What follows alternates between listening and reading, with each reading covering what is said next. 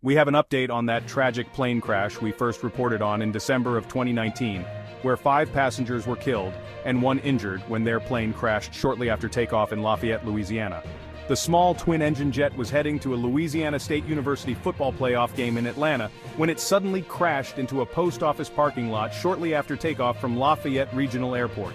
Authorities identified the 5 victims as Ian E. Biggs, the pilot, Carly McCord, Robert Vaughn Crisp II, Gretchen D. Vincent, and her son Michael Walker Vincent. The lone survivor, Stephen Wade Burzas, who was initially in critical condition suffering from burns to more than 75% of his body, has since been released from the hospital, but still has a long recovery ahead of him. The 3 people on the ground who also sustained injuries were hospitalized and later released. Now, after a 2.5-year investigation, the National Transportation Safety Board has determined the probable cause of this accident to be the pilot's loss of airplane control due to spatial disorientation during the initial climb in instrument meteorological conditions. The NTSB report also noted this summary. Post-accident examination of the airplane structures and systems revealed no anomalies that would have precluded normal operation. The weather conditions at the time of takeoff were conducive to the development of spatial disorientation. The lack of visual references and the airplane's increasing pitch attitude likely caused the pilot to become spatially disoriented during the initial climb, as evidenced by the airplane's continuing and tightening turn to the left, away from the intended course. Thus, the pilot's spatial disorientation led to his loss of control of the airplane.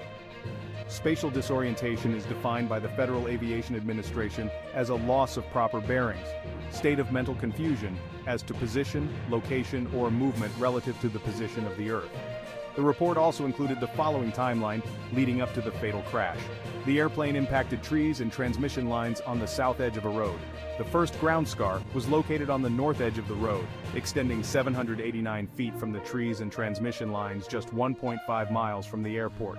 Approximately 6 weeks after the accident, the NTSB interviewed Burzas, the surviving passenger, who stated that he had been a passenger aboard the airplane between 8 and 10 times during the preceding few years, and that the accident pilot had flown the airplane each of those times with no incident, further stating the takeoff seemed completely normal, but that the airplane then pitched up like the pilot was trying to get above or over the clouds.